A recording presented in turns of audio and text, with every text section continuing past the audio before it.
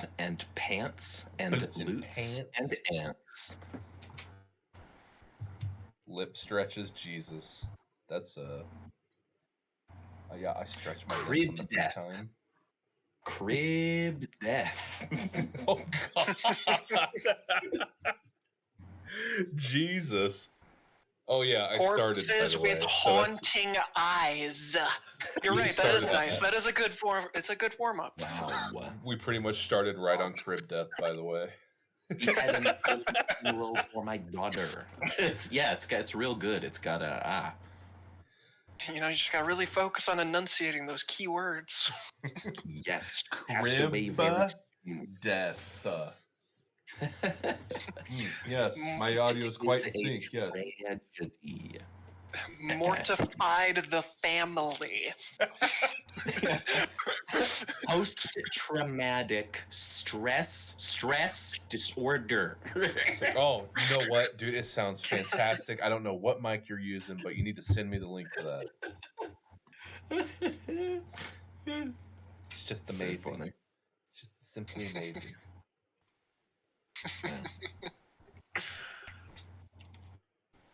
Oh God, going to hell, dude. Absolutely going to hell. No. It's where the fun people are.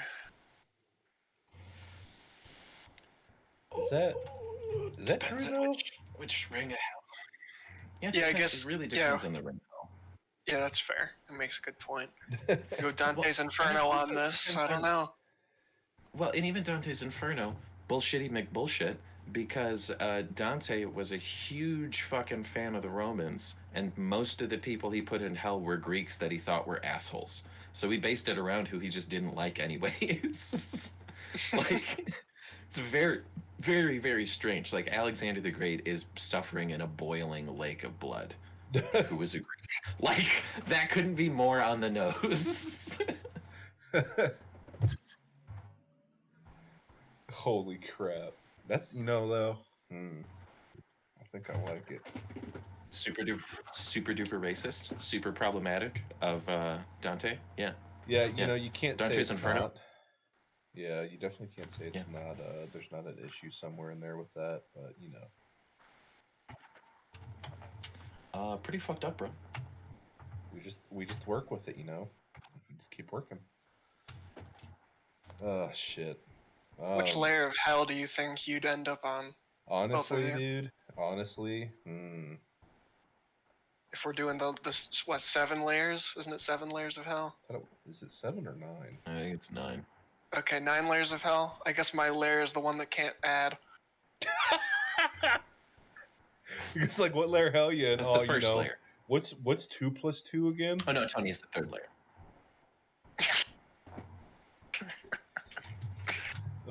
But no, because what are the There's a lot of them. It's definitely 9. I think there's one where it's like gossip mongers, just that you're in like an endless wasteland of like really harsh blowing wind.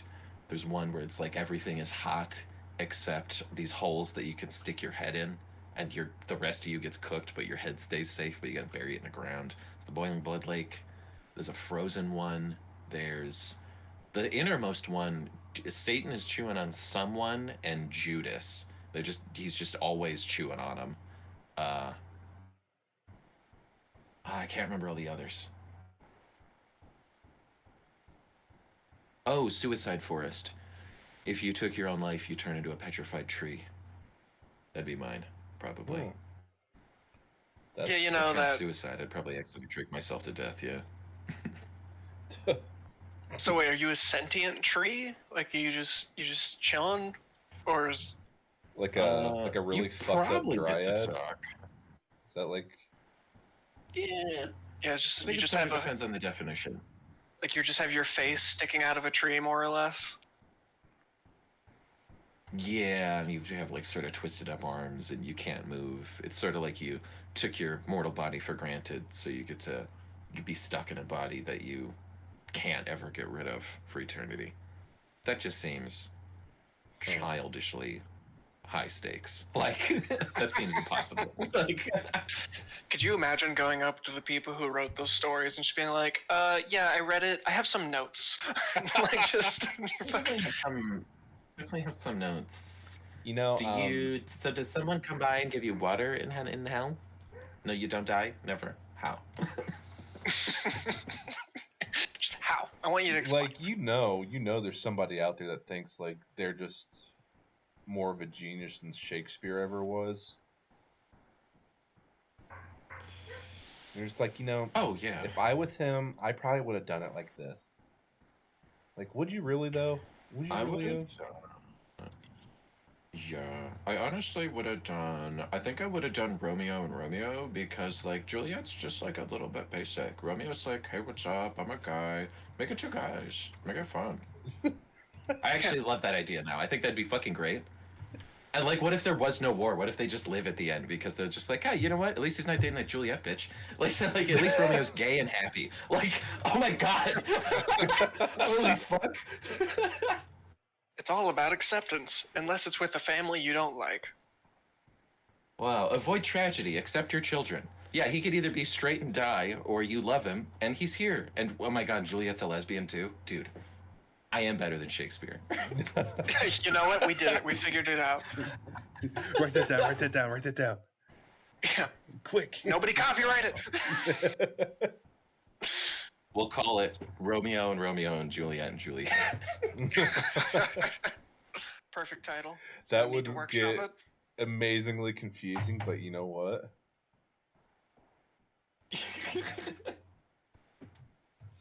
Holy shit. I actually wouldn't. There hasn't. Actually, that is sort of an okay title for like a shitty romantic comedy called like Romeo and Juliet, but like in parentheses. Like, oh, it's a love triangle with her sister. Like some bullshit like that. Like. I say we do a Shakespearean adaptation of the song Skater Boy. You know, it seems like we're already heading that direction. He doth was a skater boy. Doth said the said skater boy. On the 9th day. Yeah. Beware the Ides of skater boys. I took those words to heart. I heeded the warning and said, see you later, boy. Fucking A. There's actually, have you guys ever seen that? I think it's worth Googling. Someone wrote Thrift Shop by Macklemore as in iambic pentameter. Because someone did like, oh, I doth my cap and wear my coat. And they're like, ah, funny Shakespeare. And someone was like, no, that's garbage. And they for real did a really, really good job of translating the song into iambic pentameter. Like, it's really good.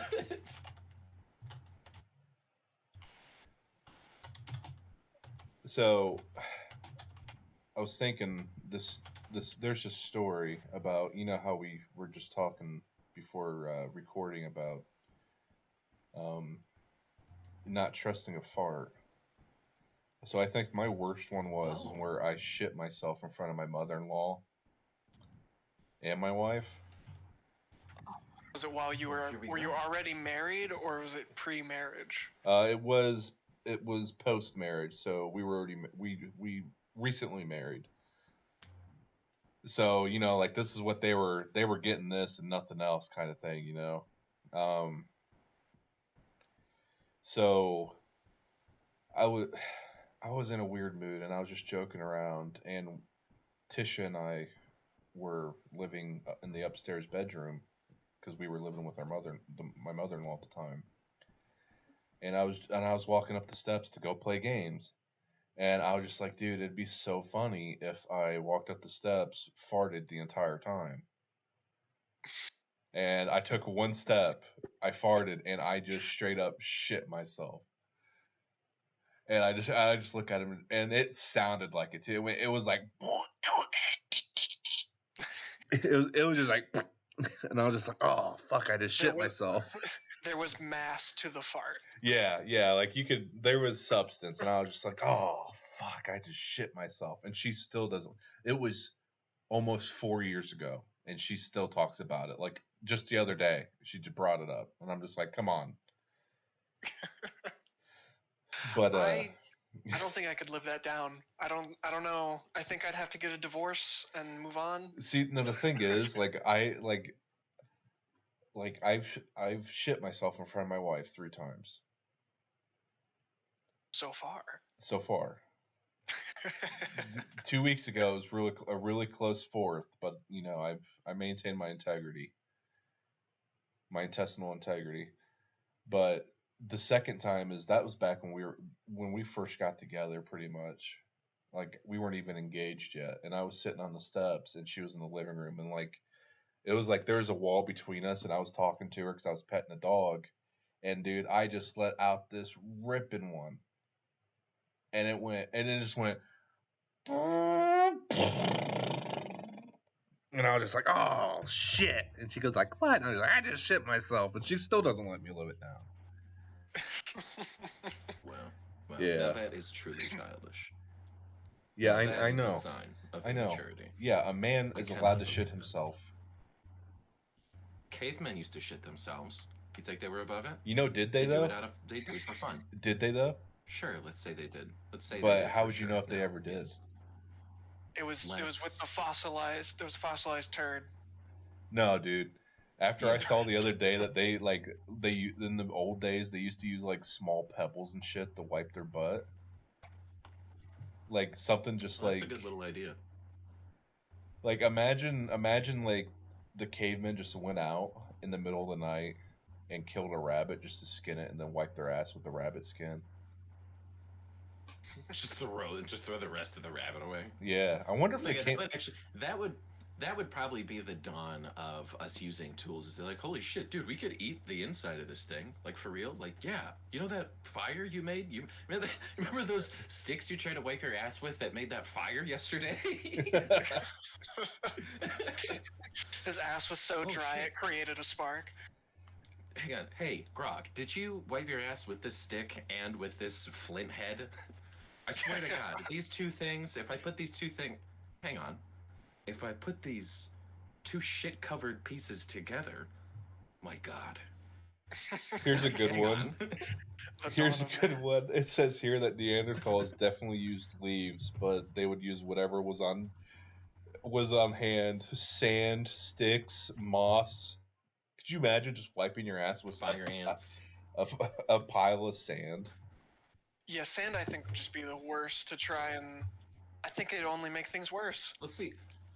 I don't know, because imagine if it just gets like, well, so think of it as like an exfoliant at a certain point. You're on a Tatooine-sized exfoliant. You could just get sand up on that thing until it's just sand. Just be like a dog and rub your ass in the sand dunes until you feel good. More sand than ass. How'd you track me here? Well, we followed your very law. You haven't stopped. It's been 1.5 miles in the sand. Dog walking. Dragging ass the entire time, dude. Like fucking R2-D2 through the desert, you. How'd you find me? I made sure to not leave a trail. I was like, oh, you left a trail, all right. Yeah, one of our dudes can't stop throwing up at how gross your fucking trail is.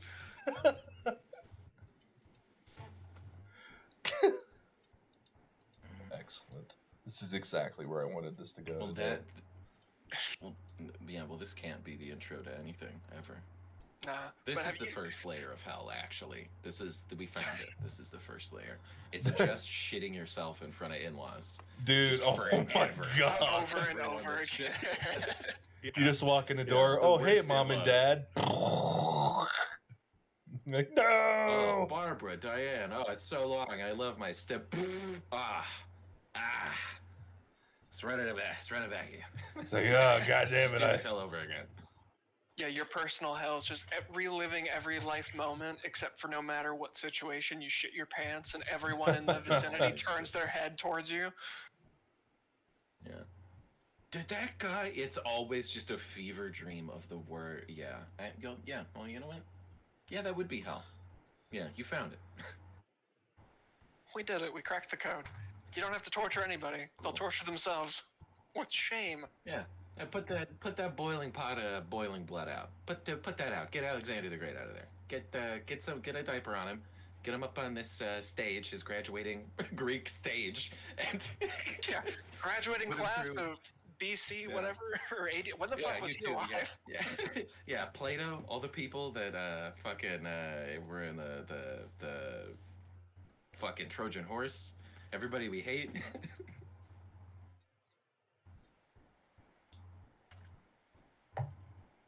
Poop your pants. Forever. Oh, man, I just can't mentally fathom that. I mean, the closest I can That's healthy. the closest I can have to that, like that, the idea of that, of you doing something in everyone's eyes, is when I passed out in that choir concert.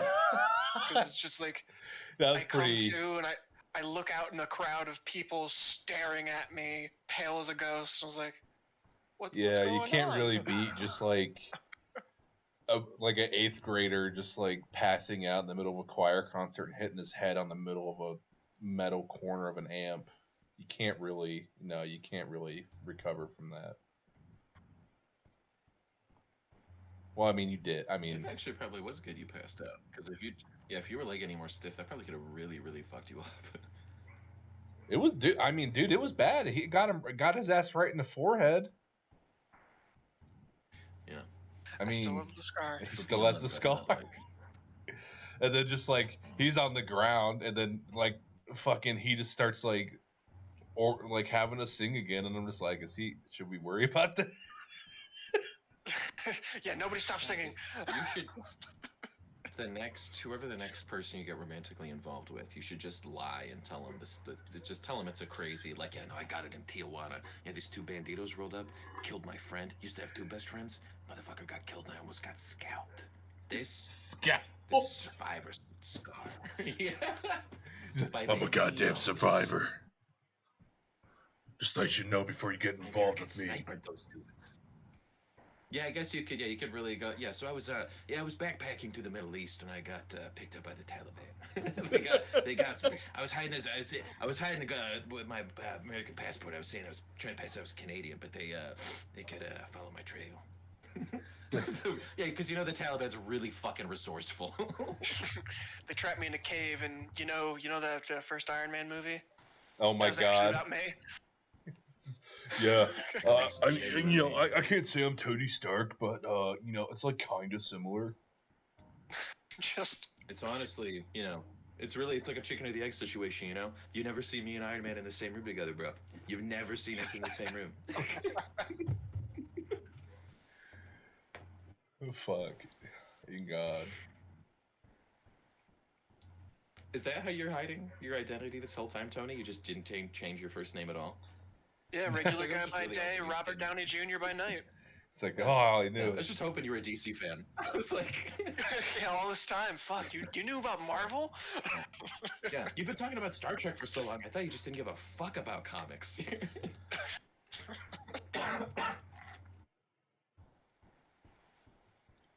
Now that would be interesting. Could you imagine, like, just like this whole time you've known a person, like even if you didn't know them for really long, but it's like you're close enough with them where it's like you could say you're a friend, and then you find out like they just drop a little factoid of their past, and it's like, oh yeah, I'm a New York Times bestseller, or I did this, like I was in a fucking televised, or I was in a fucking show, like I was on a actual popular show for an entire season. Dude, that's so funny because actually that happened to me kind of. So, back when Cloverfield 1 came out, oh wow, yeah, at the Books a Million 2006. at the Books a Million in that one place I'm not going to say out loud. At that one place Yeah. where you know what I'm talking about? Yes. I went in there and there was a book signing in there, and I was just like, okay, this is cool. I didn't know who it was. I never heard of her in my life. And I go up there and there was nobody there, so I just start, I'm just walking around, and then I start chit chatting with this pretty girl, and I'm just like, ooh yeah, and she's like, this is nice. I feel wanted. And yeah, it turns out that girl was Allison Stoner, and she was a fucking Disney Channel star. And I was just like, wait, what? Wow. Ah, that's cool. Yeah, that was a good one. That's like the highlight of my life, where I just like accidentally met somebody decently famous, and I was just like, wow, this is a first. I feel like I did something with my life now. And then we almost, Disney Channel star. and then like we walked out, and then my brother's friend, me, my brother, and his friend went, and we almost he almost got into a fist fight with some random guy. Oh my gosh. Yeah, he walks outside. My brother's friend is Asian, and he walks outside, and just a random guy just calls him an Asian slur, and I'm just like, what? And I was just like, At that what? theater, because I know which one, where that Books a Million is. I know Yeah, that theater you're talking yeah, about. it's that theater. There were kids. I remember being in junior high, and there were kids that would try to pick fights with like me and my friend Josh. Like that was Dude, yeah, I don't know what it was. They just they were always on there one. were like yeah, there were like 9 weeks in a row when we were in like 8th grade where we got to like go see a movie like every Friday. It was just Josh had a girlfriend and like I was very desperate and wanted one, and it never ever worked out. But we were seeing movies like a ton, and it was like the same fucking kids. It was crazy. They were like kids from. I almost just actually just said the name of the school, but it was like uncanny. Yeah, dude. I don't know what it was about that, but it's just like that must have been like the only good theater in the area or something. Because otherwise, it was always just a group of fucking asshole kids causing trouble for no damn reason at all. Like a weirdly sort of upscale place to be like. It was like the Warriors. It was like. It would like if it was Skyrim, like it would turn you around and it'd be like, "Hey, come back here!" Like it'd be like aggressive dialogue. Like Like that fucking Dawn Guard guy. Oh my god. Yeah, pretty much. Yeah. No matter what you do, no matter how you try to avoid that guy, hey, your character just spins around. Have you heard of the Dawn Guard? I'm like, no! Yeah, it's like once you get to the Soulstime DLC, it's like once you hit like level 10 or 12, those assassin dudes just show up. They're just like, "Are you the Dragonborn?" You could be like, "No," and they're like, "Yeah, you are," and they attack you anyways. It was like that. It was like every time we loaded into Whiterun, those 3 dusty white children were just like, "Hey, what's up, losers?" Like, fuck, like get the fuck out of here. Reload the save. Fuck off. Like, Reload the save. Dude, the best part is that is like just the absolute truth. Like, my god. I would rather deal with the fucking the champion's follower in Oblivion than anything from like the Dawn Guard guy. I'd much rather deal with the fan. Because you could just throw his ass off a mountain if you wanted to. Oh, that was my favorite. I loved getting ambushed by, and this might sound racist, but I think the Thalmor are just in Skyrim the worst thing ever. The Thalmor are like the fascist elf guys. They're like magic Nazis, right? Like aren't Thalmor like supremacists basically? Well, yeah, they're like you're not allowed to worship. Fuck, what's his name? Talos? Yeah, You're not allowed to worship Talos, and if you do, we're gonna fucking kill you. It's like, first of all. Oh yeah, no, I took it to heart. Anytime they had a bounty that was like, you gotta kill whatever my character, Dingus McSchmingus. You gotta find him. He's a real threat. He's a Thalmor. He's a big piece of shit. And the Thalmor says kill him. Oh my god, I would fuck those guys. I loved fighting those dudes. Like, yeah, come here, traitor. Like when you go to, I'll eat you people. Don't let a mod wreck and eat your bodies. When you go on that one mission to go to that one building thing, and you have to go in naked pretty much, and you just walk outside, and the Thalmor are just like, there's like 5 of them. You got to fight them with like a butter knife. I can't remember the mission. Yeah. It's just race to murdering one guy, and then you just very quickly... That would be crazy. Like, you're guarding a prisoner, and he just murders your friend and immediately puts on his clothes and gets his sword, and just kills you and your other friends. Like... Yeah, you blink, he's fully clothed. He ate 10 loaves of bread. It's an entire dinner's worth of food and heels. It's like, my God, this man is eating 16 cheese wheels at once. That freaked me No, out don't let more him get than in that him. barrel of herbs. He'll start making potions. He just immediately starts crafting shit and he just gets his magic back. Fuck! How is he doing this? We can't stop him. Glug. Just fuck. Yeah. Slowly drinking. Yeah, you just boom, boom. And there's always somebody there to like take their sunglasses off and go, my God. It's happening again. Oh It's the Dragon Ball.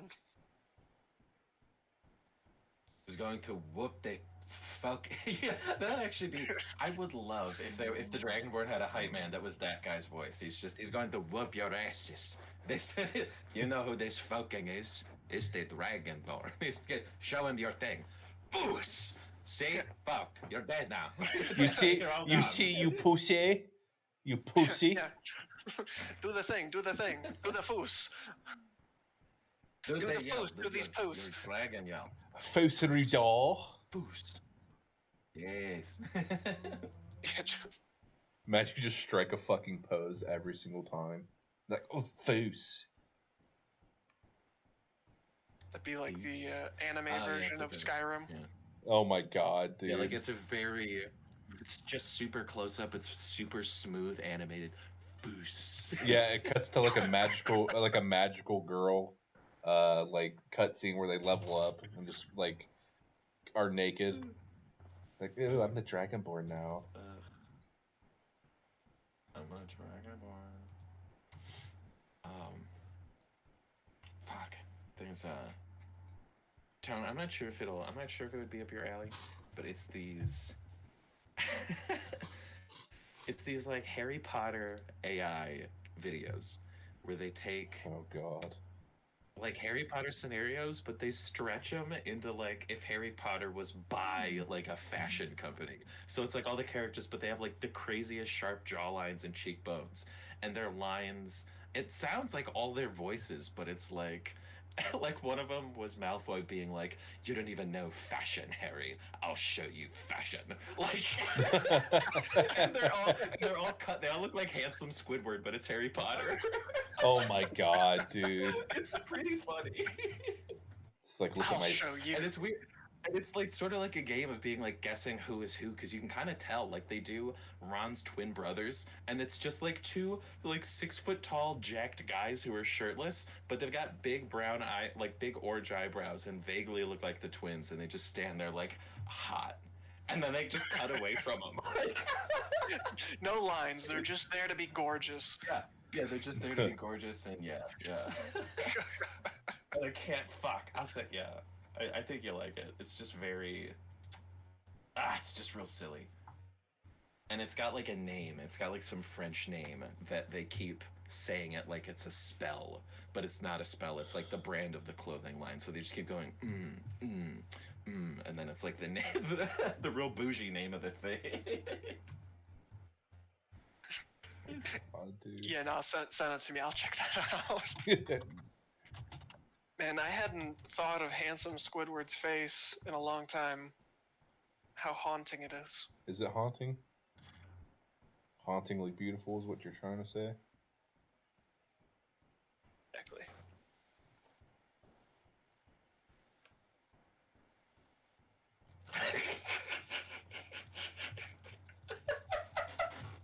Okay, Tom, no, you're gonna love it. The first guy's Hagrid.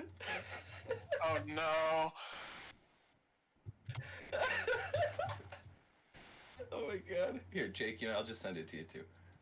I think this is fucking hilarious. Oh yeah, just looking at the opening picture. Oh my god. By God. That jawline. Called Balenciaga.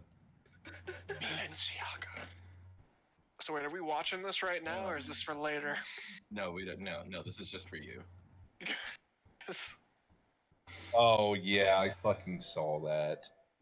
Where just like everybody's Oh my god, I love ridiculously it. handsome. Everybody's gorgeous and looks like fashion models, and it's. Oh my God. That man Hagrid, could fucking break open bricks with that chin. dude, Hagrid gonna make me I don't act think up. I think That's for and I'm damn pretty sure. sure none of these people are real. I think really only the bodies are real. No, dude, like the AI is getting so advanced so quick. It's getting so scary.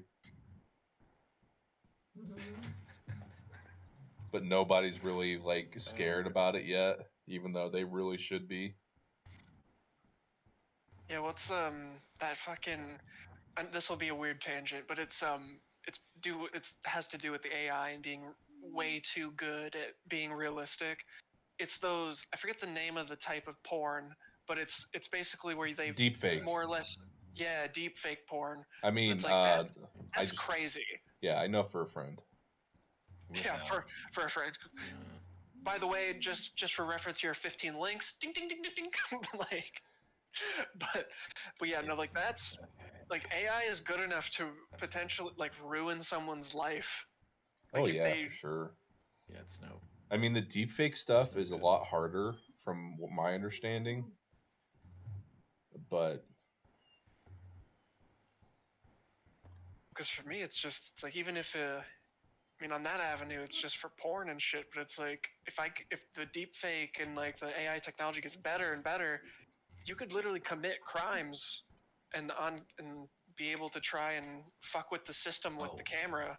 on Like if some you have a, like for someone else's behalf, just to no, implicate someone else in a crime I don't because know you if you deep fake guys them in. saw, but politics aside, and just stating the facts, I saw this photo where it was allegedly of police like tackling Donald Trump for his thing, that the thing that just happened, Oh, and I was just like, whoa, what? yeah. And I'm like, this contradicts everything of what they said was going to happen. And I start looking at the image, and I'm like, this shit's fake. And somebody from, I can't remember what website it was, Yeah. some guy from a critically acclaimed news website made it, put it into the world, and then is surprised that somebody took advantage of the situation. I'm like, you are a fucking idiot. So now it's starting like this whole thing of, well, how can we prevent, literally fake events? Not stuff that just have, maybe little tidbits of truth, but like completely false, never once happened things just from, I don't know, man. It's really gotten scary because the AI stuff wasn't really that good until it didn't really start coming into play until like a year ago. And then suddenly it's like, oh, like the AI art is cornering the entire market, and it's like bankrupting artists. And like you go on this thing called Fiverr. I don't know if you guys ever heard of it. It's like you can commission anything you want on there. Like from somebody drawing you a painting of your dog to Yeah. like making a full-fledged video game. And like there's just an entire section of AI artists. So like you're paying this dude $25 to type words into a generator, and then you pay him 35 Just bucks for that. I'm just like, that shit's crazy to me. Yeah, I'm not I don't want to say I'm like anti that because it's like whatever. Anybody can buy what the fuck ever they want in capitalism. It feels pretty anti art to just buy shit that an AI shits out. Because that's like, Jesus Christ, that's like decorating your home only in what Target fucking has. And that's the standard for the only way that you could decorate a home. It's what you could just buy at Target. That'd be fucking awful. And if that would like put people out of business because it's cheaper to buy it from an AI than it is for a human to work on it, well then like what the fuck do you give a fuck about art for? If you are just, I don't know, that really bums me out. Yeah, it's definitely They could gonna do it. be an issue as um, it keeps going on in the world. They I could can do it. tell. They could do it with commercials. Like they would never need to hire any actor ever for commercials. You just generate faces that look like people to say the words you type into a fucking, yeah, the same shit, a program that just generates your commercial for your ad. And you know what though? Really At good. this point, it doesn't even matter because all the commercials, even if they're like, "Oh, these are Not paid actors. Yes, they are. You already know they are. Why you fucking lying to me? So what's it fucking matter?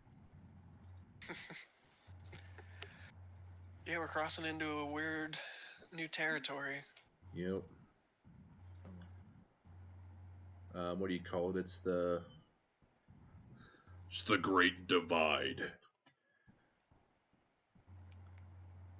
was the internet age, I think, is what we're in. I think they pretty much say it started in the late '80s. I don't know if they consider it when we made computers or when they actually say when we made the internet. Uh, but it's sort of just the idea that the next one's going to be the artificial intelligence age, and it's that since the Bronze Age, we've just been like they've been getting faster and faster in between us going to the next one, and it's like, yeah, Jake, it's like you said, people didn't really start using AI until like a year or 2 years ago, really.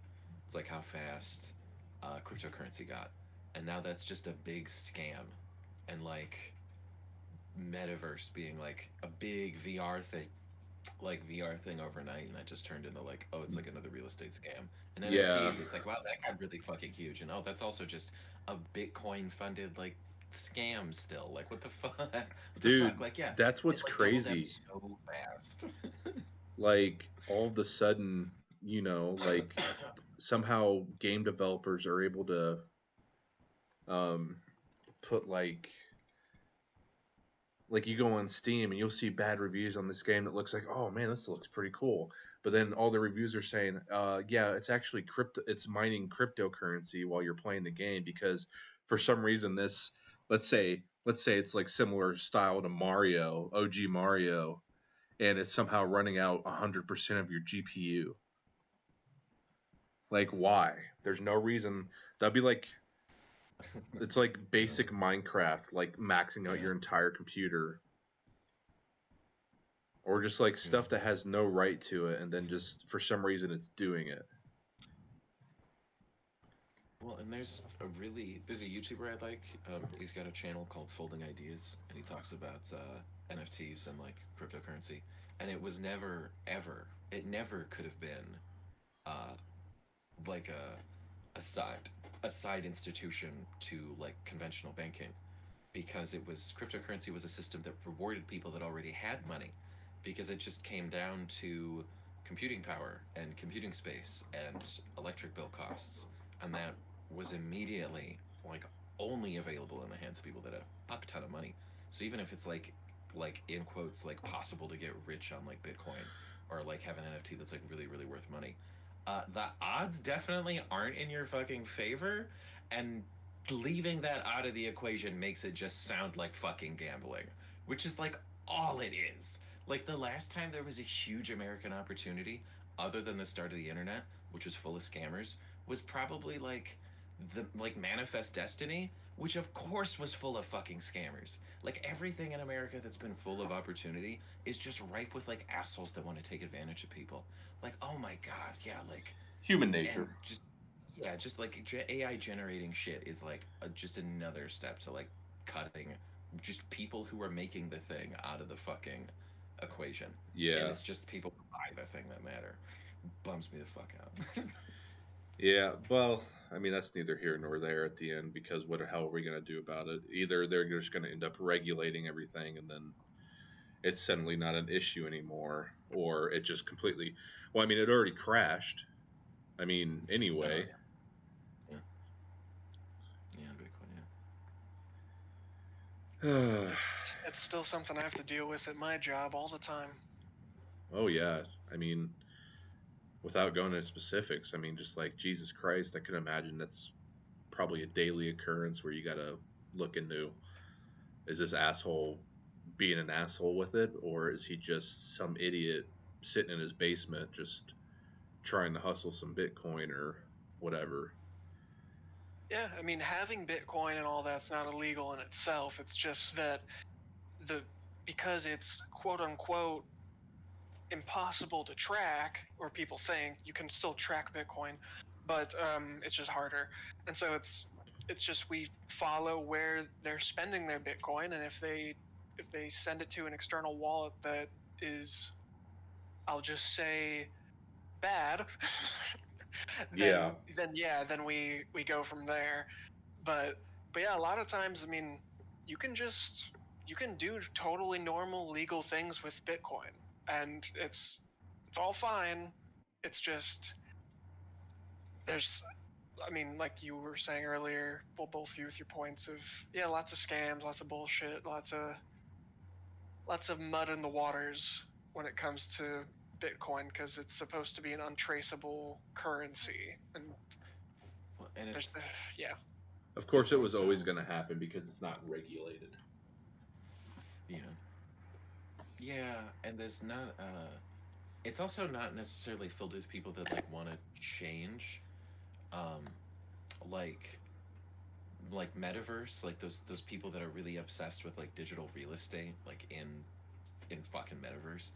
Uh, they have like day to day operations. If you have like a group of people that you like, it really just functions in a way that like a cult would function, where everyone has like the same greetings, or and I like, oh yeah, well everyone says good morning at your job, so that's a cult too. It's like, no, it's a layer of like, these people take criticism as you're being a hater and you don't understand and you're dumb.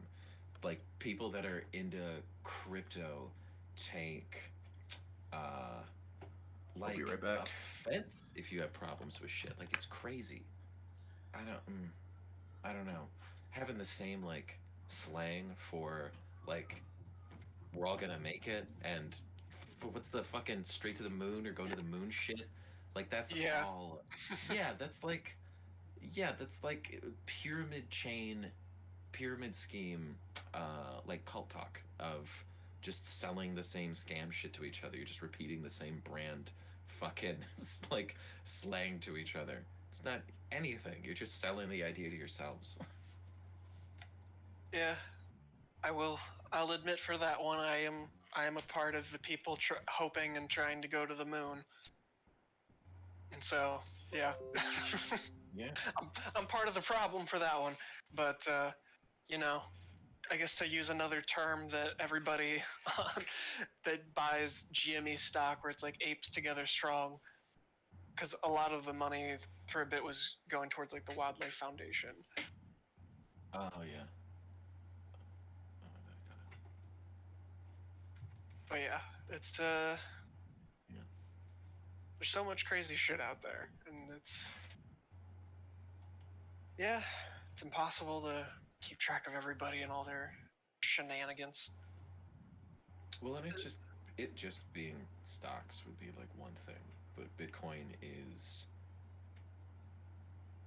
I don't want to say co-opted because I think it maybe even started with not the best intentions, but that idea of like Bitcoin works on the blockchain, and it's like full of people that think they can use it for more than just like digital currency.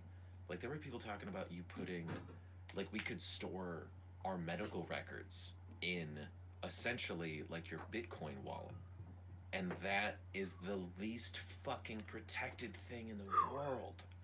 And it's like one of many really really bad ideas that these people are like touting as like, oh, it's fucking great. Like that's being wrapped up in the let's go to the moon shit. Like that doesn't anywhere need to be involved. That's how you lose all of your personal information for fucking ever, is when you start like overly trusting what is a public wallet. Yeah, yeah, no, those. I mean, that's part of the anonymity of it is, and that's I guess the biggest thing that people love about Bitcoin is that you can be anonymous and make anonymous purchases, and it's like the government can't track me, but Yes, they can. there's well, yeah. First of all, yes, they can. Second of all, Yeah. it's just it's there's the one side where it's like the people that are just like, yeah, fuck it, I want my privacy, and they're not doing anything crazy or illegal. It's just that they legitimately are like, I don't like the government looking at what I'm spending my money on. And it's like, okay, fair enough. But then there's everybody else that's using Bitcoin and for the anonymous purchases, and it's like, well, why do they need to know what we're using our money for? And it's like, well, unlike you going to the grocery store and buying some food and whatnot, some people are buying guns or children. And so we need to know that what they're doing. And so yeah, that's a not so fun part of my job of when we that's what I gotta look for. Yeah. You guys want to take a quick 10 real quick? I gotta let my dog out. Yeah, you good. I'll just Yeah. stop. All right, we are back after a short little bathroom break, aka my dog was whining in the background, and hopefully nobody heard it. So, yeah, I was just thinking while I was out with my dog about this crazy D&D story that I did, and where I kind of felt like I could have potentially been like the issue at the time. So we were doing this horror one shot with a player who wanted to do. It was around Halloween, and he wanted to do a scary one, and it was good. Like we were normal people. Like there was, I think, 6 characters total. 5 were like teenagers, and I was the only adult. Like I played a Vietnam vet just because I kind of want to do interesting things. And it turns out we were fighting a Wendigo. And and how I thought I could have been potentially the problem was like I was just like, well, like I was a school custodian at the time, so I was thinking of ways like how could you fight a Wendigo with my character got trapped into a janitor's closet, and I was just like, okay, I'm gonna have my guy piss into a jug of bleach and mix a bunch of chemicals up and make pretty much mustard gas and throw it at the Wendigo. And everybody looked at me so Were strange. the fucking metagamed? Yeah, I mean that's probably the only time it was kind of metagaming, but like it was kind of like, well, my character kind of had experience with that kind of stuff, but then it was kind of like, this is kind of dumb, and then he ended up dying anyway at the end. That's truly not bad. Yeah, that's really not that bad. I don't think. Tony, I know you had talked briefly, not the whole story, about an issue you had with the group. Well, it was at the time I was like, man, these guys are the problem. Now I know I was the problem, but so yeah, it's on that. You gonna talk about that guy that made that piss mustard gas jar, that problematic Wendigo killer? Yeah, that fucking guy. That guy was so fucking annoying. All right, fuck you. Silly, you gotta. No, come on. It didn't do anything in the end, by the way. Literally, apparently, mustard gas doesn't affect Wendigos. Everyone knows that. First day of Wendigo class. No, but mine was that I made a character that. Well, so for the first part of our campaign, I had a character where it was just a dwarf and he did whatever he wanted, whenever he wanted, and he was more just like a glutton for all things: food, drink, sex. Like that was just that was his fuel. And so I just role played as that was his only driving force. But after that I was like, okay, well I'm gonna make we did another campaign, but it was within the same world. It was just supposed to be some time out later. And I started out as a necromancer character. And my whole thing for that guy was that he had memory problems. Like they found him and he was laying in the center of a circle with like scorch marks around him, surrounded by a circle of dead goblin bodies. And then my guy just kind of gets up and he's like, oh, hey. And so my character is supposed to be that he doesn't have all of his memories. He's fucking crazy. And so I role-played a little too hard into that. And we had this scenario where everybody kind of went off and did their own thing. And then the DM was like, okay, so now we've reconvened. What did you all do for the past hour or so while you were in this town? And I was a little high, but I ended up I made up this horrible story of what my character did, and I basically killed like 5 or 6 people. Oh my god. In this town. Like I just kind of went around, and it was just it turned into one of those things where it's like no witnesses, because I had one situation where I was trying to run experiments for my necromancy stuff and it went awry and the Oh my person God. dies. Oh my And God. and then it's like, well, the person doesn't die silently, they screamed. And so someone else comes and it's like, I'm trying to hide the one body and the other person busts in the door and it's like, okay, well now I gotta hide two bodies. And it just kept going. Like I had to run away and it's like the town guard's looking for me and then someone sees me hiding somewhere and I had to kill them too. Like it was just because Tony, as you had the necromancer's version of the 2 dates to the prom, like yeah. like sitcom problem where you're like, I got all these corpses and I don't know who to animate. Like, What do I do? And so that's cause, wonderful. Because the DM, like, That's wonderful. I love you. Yeah, he was doing a good job of, like, he would let me bury myself, basically. He was like, all right, then what happened? Oh, okay, well, you did that. Well, I mean, obviously people are going to be looking for you. Like, so he just, like, put the logical leaps in between my manic episodes. and and so I literally, within the span of an hour of being in this very small, hospitable town, had my entire party wanted for murder.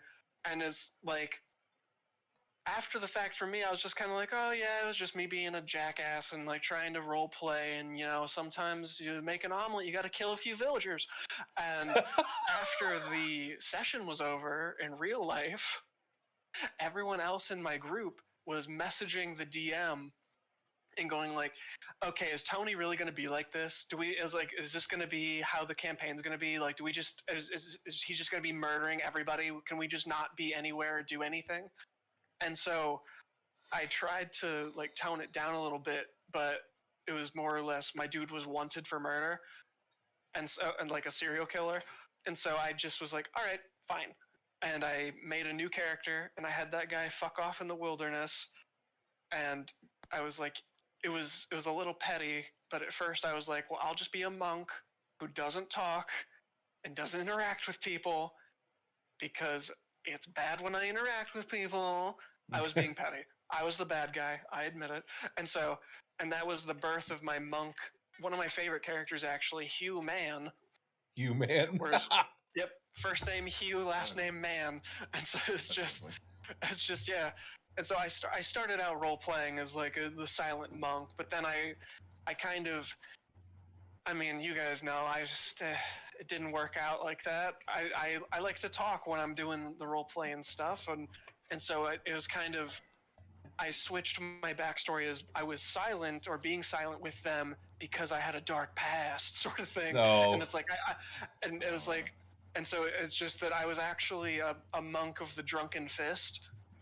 And so it was like I used to have a drinking problem as the monk, and like I did a vow of silence because my monk guy got too drunk and like really fucked somebody up, and got kicked out of his monastery, and so he was wandering.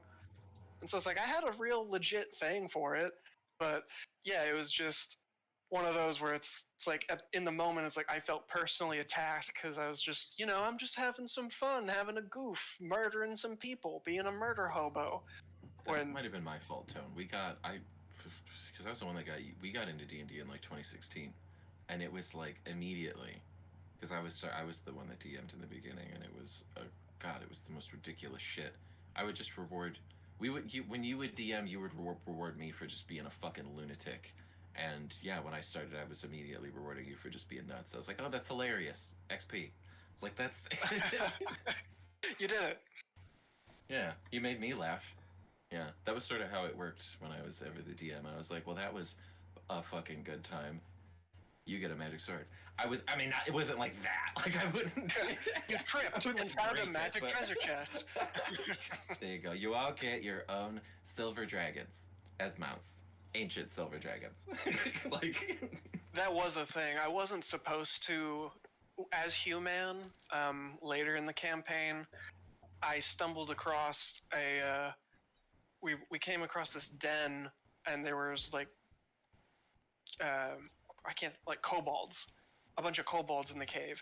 And when we got in there, there were these giant rocks and like stones and things on for like this. It was supposed to look like a big, I don't know, statue or a shrine to some sort of dragon deity.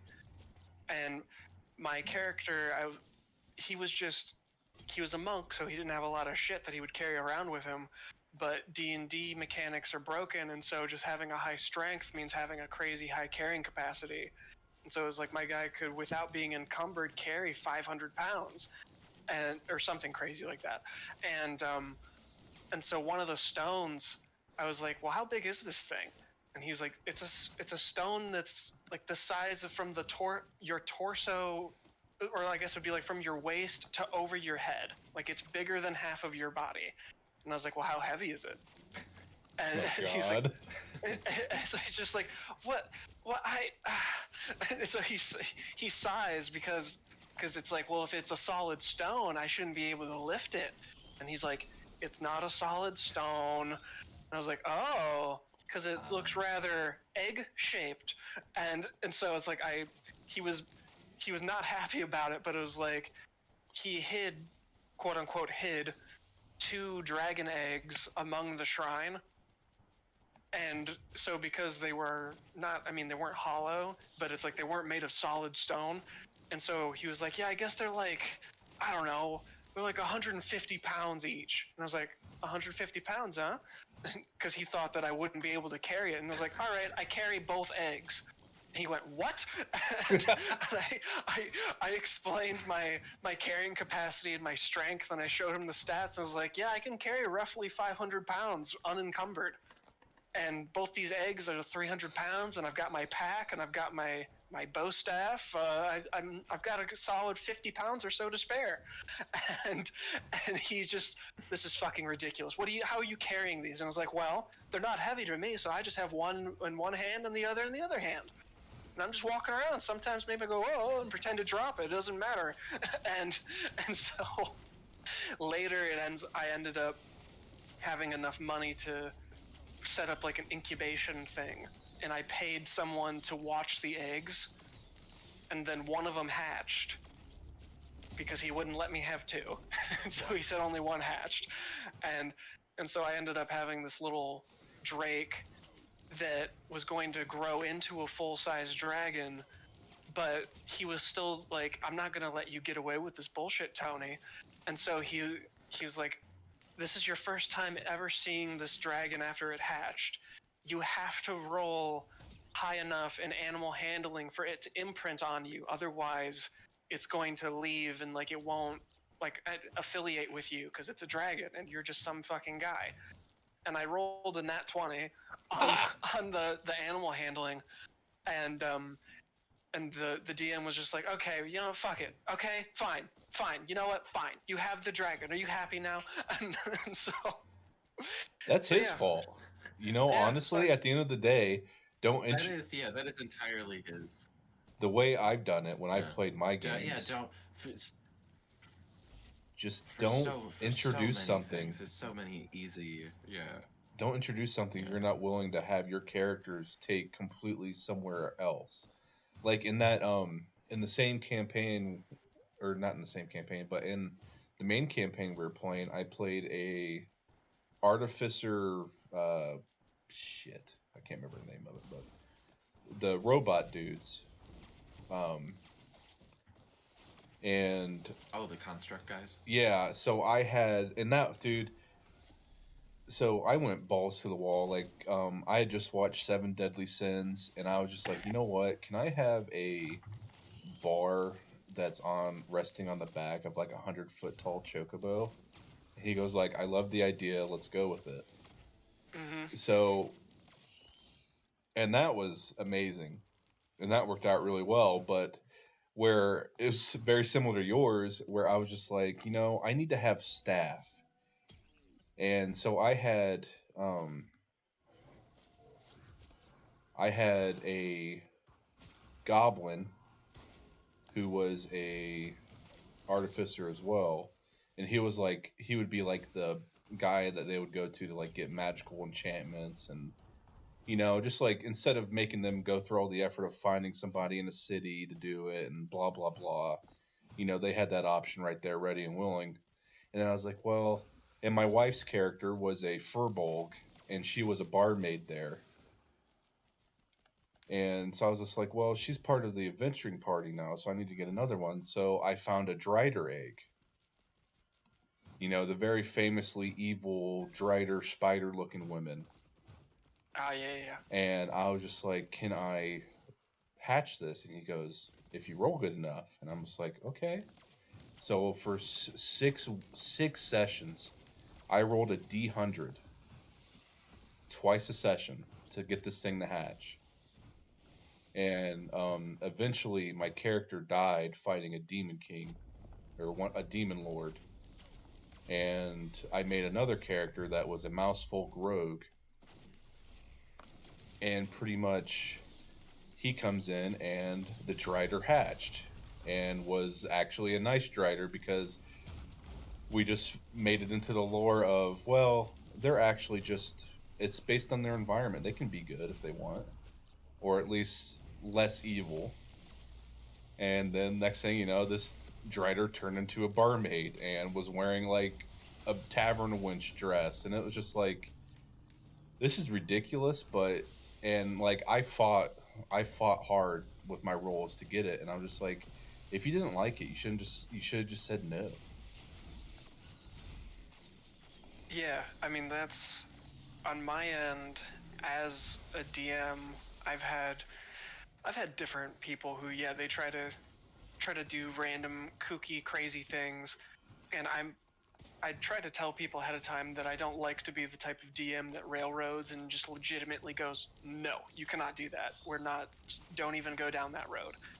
I try to just, it's in a sense like yes and them, but then I throw obstacles in the way. I make you're really trying to turn right, but I'm going to force you to turn left without saying the only way you can go is left.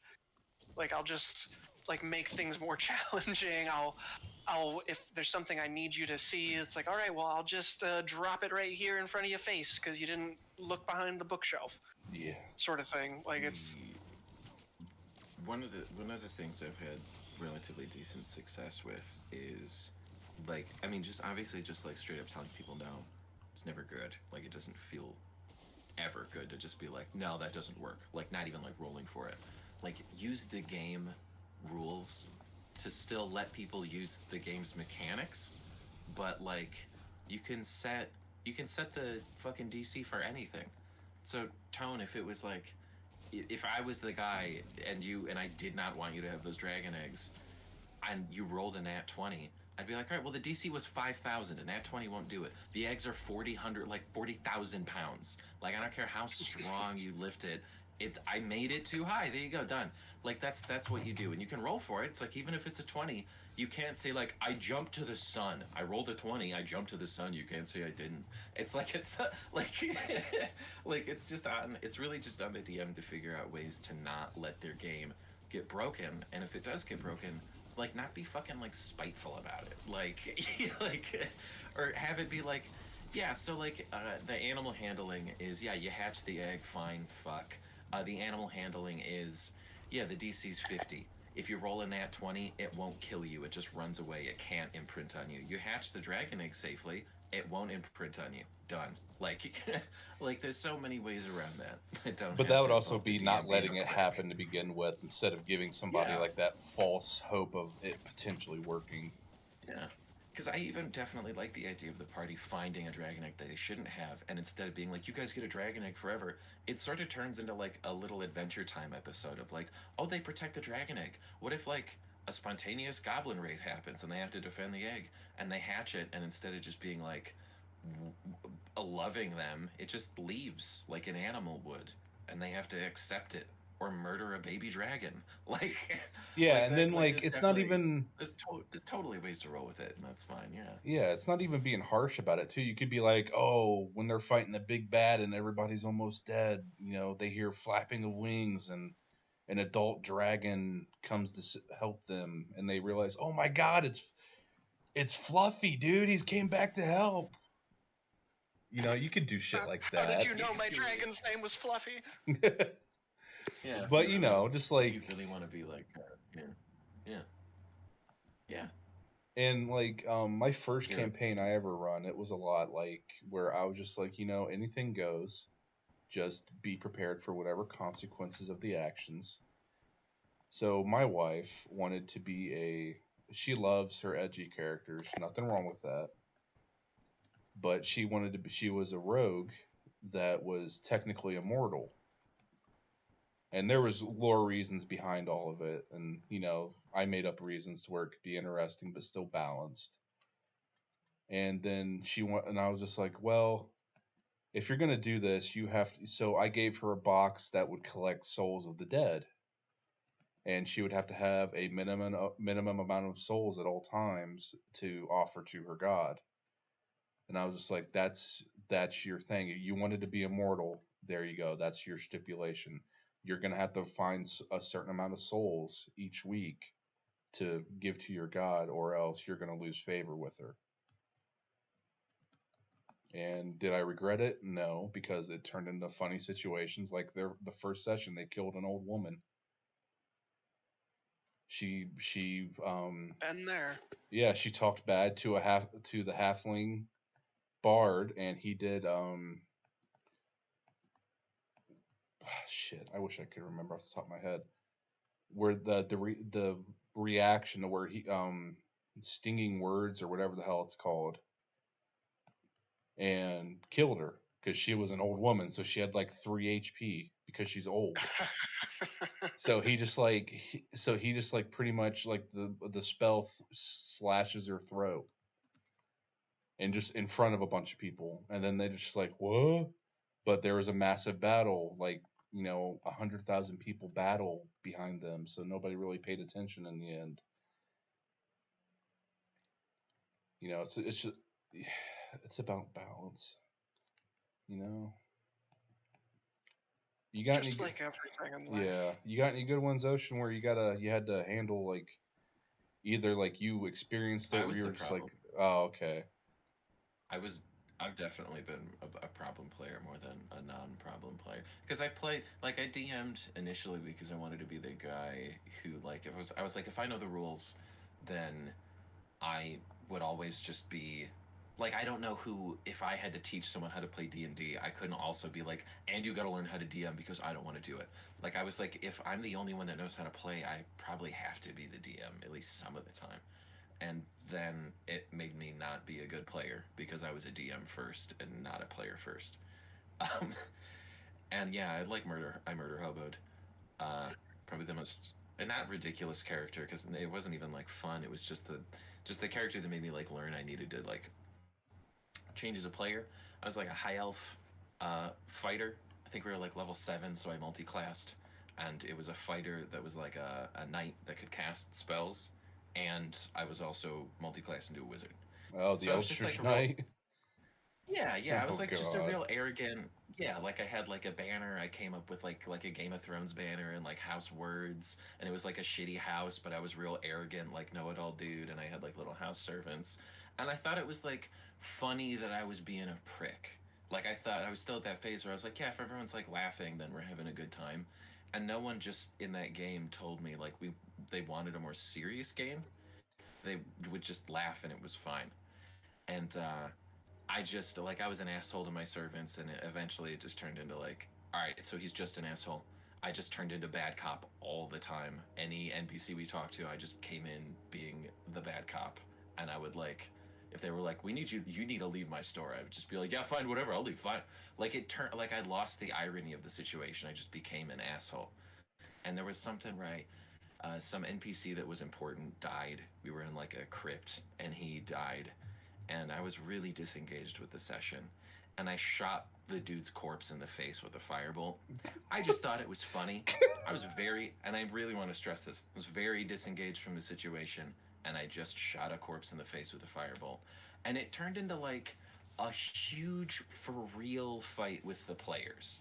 Like, players wanted, they were like, my character is gonna refuse to adventure with this character from now on. Like, this is like you're just like problematic, and I had to re-roll a new character, and I just Oh. and in hindsight I probably should have just like left, um but what I did, out of spite, and it's sort of what Tony did. But I promised that this actually made me a good player. I was like, well, I'll just still be like, whatever. I'll be like a sailor. I'll be like a fighter still. Oh, I'll be like a half elf.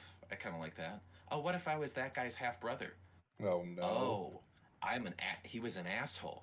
So what if he like cut my tongue out and I'm a mute and I just don't talk? And it was out of spite. I was like, well, fine. If my mouth got me in trouble, I just won't talk then. But it helped. It for real, really, really, really fucking helped me. And I didn't do that thing where like I don't talk, but me as a player is talking and describing my actions all the time. No, I would just act like I was my character. I would write. I had like parchment that I dyed and would write in just like black ink and like use that as like notes to the other characters. Uh, the DM ended up doing like an elf sign language, so I could just do quick little like whatever's with people. If I did comedy, I did like physical comedy, and it was like a gentle giant sort of thing. Like that dude really, really, I made him mute out of spite, and it absolutely made me like a better player. Like I loved playing him, and I ended up getting kicked out of the session or like the campaign for like weird dumb reasons. The DM invited like 13 people to play. It was like way too What? much shit. I know it was way too, and it was like 11 o'clock sessions at night, and we would play until like 8 in the morning, and it was like, What? dude, it was so bad. It was horrible. And this is like 2016, so we were like in like 21, 22 ish, and yeah, it was not a good time at all. But that really it helped me a whole lot because I was still like funny. I was still making people laugh. I still got to be like I was nice to people. I could do like sarcastic eye rolls and like little thumbs ups, and I could like lift people up, and I could do I just had to be different, and I had a that I would play that character again for sure, and it would probably have to be in person because it required so much physical. But I loved, I would say if you feel like you might have been a problematic player, try playing someone that's fucking mute or be someone that's nice. Like you'll fall into like things that you thought were spikes in your personality just kind of fall into these cracks, and you go like, oh, I don't have to be an asshole. Like I can retrain this part of my brain that I thought was shitty, and it's just, oh, I just notice poor people. I don't have to murder them. I'm just a benevolent character. Like I would just for real spend a bunch. I was like, I'm not talking to anybody. I'll just spend all my money on food and give it to people. And I at the time I was just taking like the XP for granted. Um, but he wasn't giving XP to other people for role playing like that. I like had to role play in subtle ways, and it was great. I would definitely play that guy again. And I can't remember his name at all. His Dingus Cleveland is his name now. Dingus. Okay. That's good. That's it. I don't know. I mean, that's just a lot of it stems from just DMs not really controlling their players. Yeah, we never had a session zero. The DM was the player that had the sexual assaulting character problem. I was a DM in our first, I think it was actually his first session. It was maybe the only one or two that he played. Grabbed another character's boob when they were unconscious, and it turned into. It was actually the same character that said they were going to kick me out of the future party. Said that they were going to kick him out because they sexually assaulted his PC and he wasn't cool with it. And that guy, the DM, I'll just say his name is Alan. After we were done and we all got back home, he said that he would only continue playing D&D if he could just be the DM in the future. He can't handle like being a player in anyone else's world, and everyone just went along with it. We shouldn't have. Yeah, that's we problematic for several reasons. Oh yeah, everybody went honestly because sort of what the undertone was is that the guy who got it was a guy who played a female character, but he was an asshole for taking it so personally.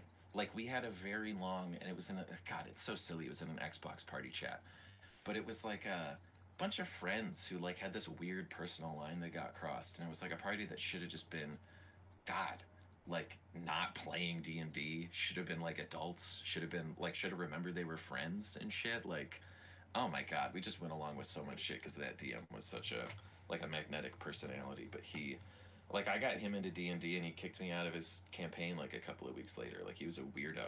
He's his first couple of sessions. He's already like grabbing boobs. He was the Jake. He was the guy who was trying to write a fantasy novel and started it with his female main character almost getting like Yeah, raped. that's who I thought you were Like, talking dude, about. like, oh my god, like, no, this guy's such. In hindsight, he's such a weird, problematic dude. Like, Yeah, I know exactly what you're talking about. That's a uh, shame too, and because like like and I made a good character out of that situation. it's That's all you super can do. it's super hard. Well, first of all, you can't really justify ever having like sexual assault because male writers are too obsessed with doing that as a way for women to get like character development. Like Game of Yeah, Thrones, it's the Sansa thing that Stark. That's pretty bad. That's a pretty good it carries example of so it. much. Like another like malicious level is it's another threat that's not death. It's just like a threat that like male characters most of the time. Like in Goblin Slayer, I don't like that male characters just get murdered. Goblins rape every woman adventurer. You could just have them rape men too. They would. It happens in prison. Men in prison do it all the time. Rape happens everywhere where men go. Why wouldn't the goblins do it to men? Oh, because it's made by like pervy dudes who want to see like naked ladies get like sexually almost assaulted by goblins and then fucking murdered. Like it's just weird. It's just a weird angle. Sorry to just jump on the goblin, like just not. I didn't mean to just No, absolutely hate on that, but no, that's that's fucking fine. weird. I mean, you can. I mean, I still. I mean, that did kind of. I mean, and the only way they justify it, of course, is that well, they need it. They need it for procreation because they don't have any females. Like, okay, and then And dude, I was like, you could just kill people and throw them into big meat vats, and you just birth them out of the ground like you do goblins in Lord of the Rings. You don't need to rape. Like sperm doesn't need to happen. Birth doesn't need to happen. You can just murder people and then you use their corpses as goo. Done. Done. It's actually scarier because it involves the death of all humans instead of just the slow rape of a few women. Like one's creepy and one's genocidal.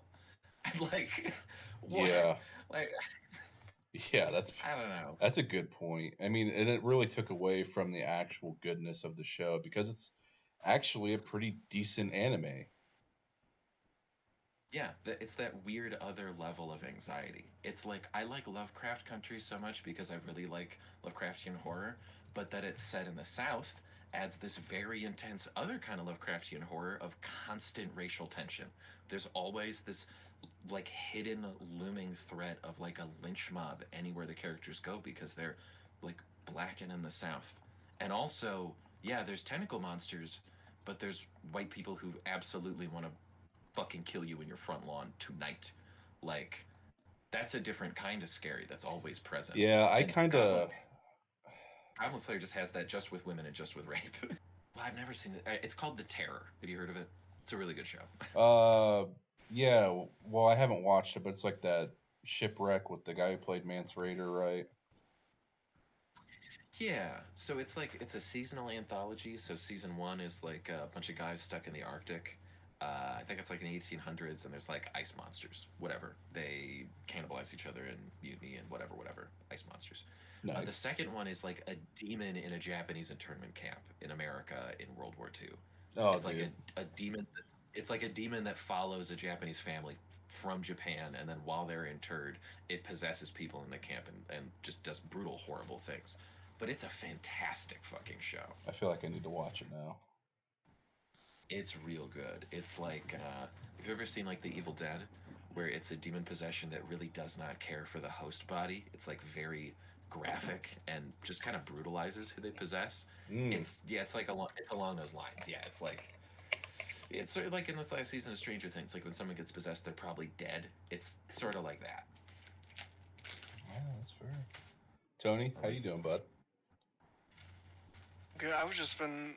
I never. I think I started Lovecraft Country, but I didn't. I don't even know if I watched the whole pilot. It was just interesting. oh, It is, or it seemed like an interesting show to me at the time, and I mean, hearing all this, it's still interesting to me. That's No, I'd so I'd say I was it's just worth a listening. It's watch. really, yeah. I mean, don't take my It's very, little get kind of threw me out of the immersion part of it. Definitely still yeah, worth watching. Yeah, because isn't it on HBO? yeah, yeah. Yeah.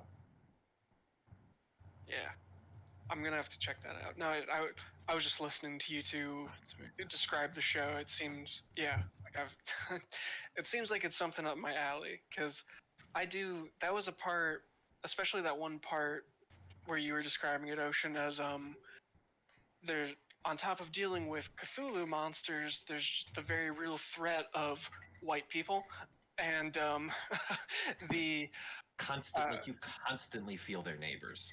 Like they park their cars outside of the main Oh my characters' houses god, and just dude. put bricks on their steering wheels, just blaring their horns all the time to get these just to get these black people out of their neighborhood.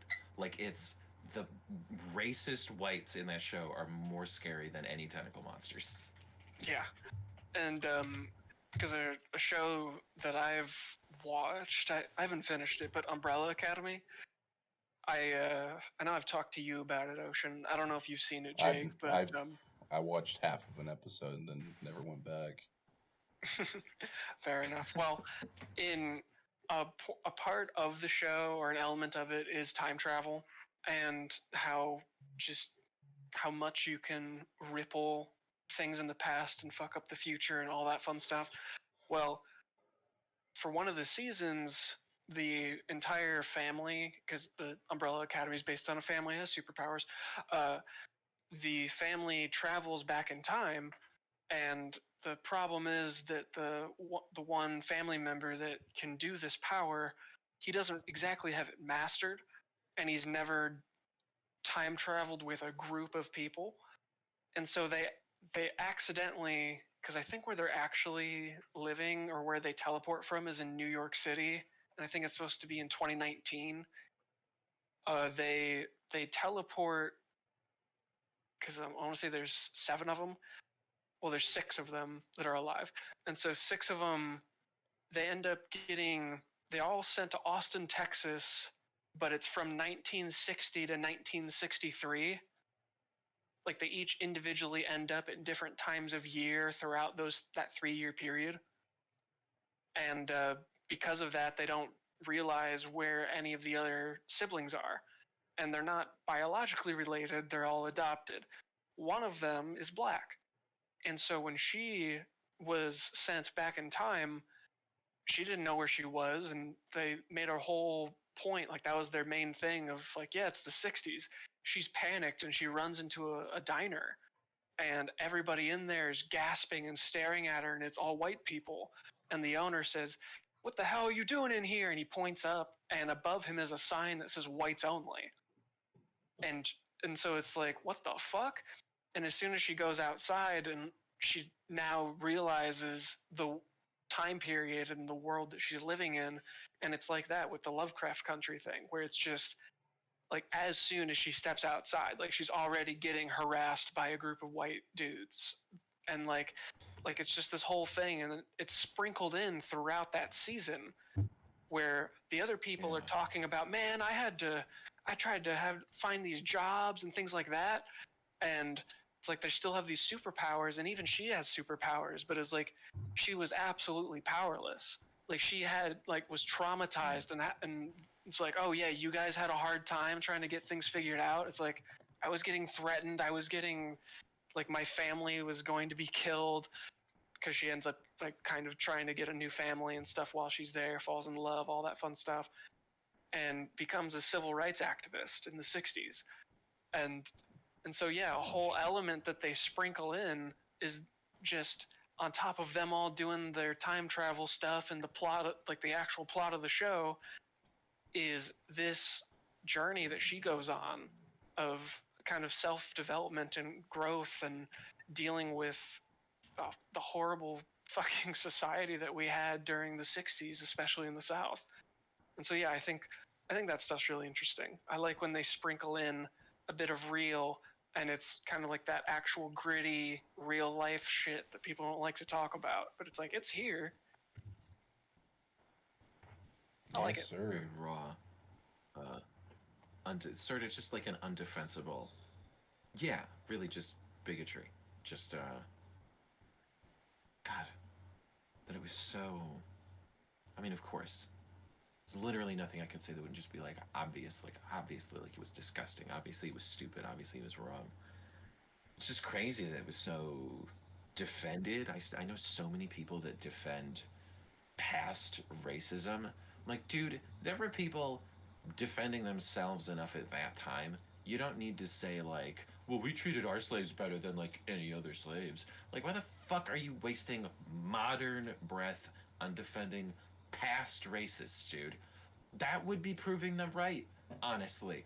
Like, that's sort of what they want, is to be immortalized by future racists, to constantly point out and name call, be 12-year-old babies forever about someone's fucking skin color. Tony, it's exactly as stupid as if I was bigoted against you playing blue magic cards. It's just so childishly, easily dumb. Like, no one needs anyone defending anyone's rights to be an asshole like that. It's crazy. You do make a really good point there. Of it's like they had enough. Like they were doing fine back then. They don't need your pat on the back They were doing now. fucking great. Yeah, like you're here still saying the same shit. Like they did a good enough job defending themselves. Fuckface. What the fuck? Yeah, they helped your little racist gremlin ass into this world. Mm. Well, there we go. I feel like that. Defensive racists. Yeah, I feel like that's a good place to stop. Yeah, sorry, I got a little. No, I mean, I guess I kind of started it. I mean, I just wanted to, it just I hate when I dislike when writers put these black characters that they're wanting to tell the story of. They are under so much stress from having, white people or whoever else be, discriminatory against them, and then like they turn around and be like, oh yeah, you're actually potentially. I never finished it, so I could just be like wrong in the end, but like, oh yeah, you're actually white too, and then suddenly this guy's like all the struggles his whole life kind of just not lesser, but kind of like it just kind of like takes off the bit of the character development part of it. I guess I wanted to explain that a little bit more. Yeah. Well, and there are other. I honestly, I think it's Jonathan Majors is maybe like one of the lesser interesting parts of that show, just because he's sort of like a relatively generic hero. I like his, and I can't remember anyone's names, but um, the main female lead and her sister, I think, are absolutely fantastic. Uh, I don't know that her singer's like a sister, that that like the main female lead is like running this really affordable, like she's renting this huge house, but it's just like an affordable place that like a bunch of black artists can live, and it's like not quite like a Black Panther house yet, but like it's just full of like so much energy as the show keeps going, and it ends up having like a haunting, and it's got like its own culture, and it has like its own scary history with the people that owned it before. Like it's yeah, like I really like the side characters a whole lot. Uh Man, yeah. Fuck, now I just kind of want to rewatch Lovecraft Country. Yeah, it kind of made me want to kind of like revisit it. Of maybe I just need to get past that little bit of Yeah. immersion break and just kind of. I'm not a big fan of chosen ones. They feel really just like easy. Like it's like to make a MacGuffin is one thing, but to make a MacGuffin a walking, breathing main character that you need to give a fuck about is like that's a lot harder to sell. Like Godzilla is an antagonist. Godzilla's not like a guy who has a job and he has to transform into Godzilla. Like that would be fucking crazy and stupid. Like that would be so hard to characterize someone like that. They just make him destructive and make him the MacGuffin, but put him in the fucking ocean. Like like Mothra's on the horizon. Quick, run to the phone booth and just fucking I'm stuck in the blast out of subway. there. If I turn into Godzilla now, I'll bust out of the subway. What's a Godzilla to do? Oh darn. That's a really good point, though. But yeah. So I guess we'll finish it there for the day. Any final words for anything? Watch out for those MacGuffins. Have a rule 0 in your Dungeons and Dragons games. Yeah, for me, if we're gonna be legitimate about things. And be nice to your friends and talk things out before you jump to kicking people out at parties. Yeah. Don't be racist. Another little thing. Yeah, let's see. Let's go down the line. Don't be racist. Don't go to sundown towns after dark, and if they still exist, you should probably just nuke them from orbit. And I know they exist. Absolutely, still exist. Yeah, they definitely still exist. Never shit your pants in a sundown town. Yeah. And don't trade cryptocurrency. Actually, that's really good advice, actually. Oh yeah, don't even go near. Unless it's like Dogecoin, probably. Yeah. No, never. But all right. I like those Quentin Tarantino NFTs. Good. Okay. Stop before it goes on another tangent. All right. Appreciate you guys from watching. This has been a good time. Jacob signing out. Fellers. That's when you say goodbye. You're great and you're loved. Just say goodbye. Goodbye. Yeah, say goodbye, Tim. Just say goodbye. That's what I did. I said goodbye. I'm talking to him. He knows what I'm talking about.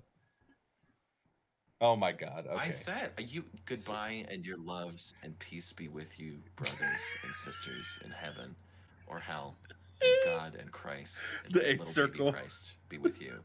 And the boiling lava pit and that one level of hell. Okay.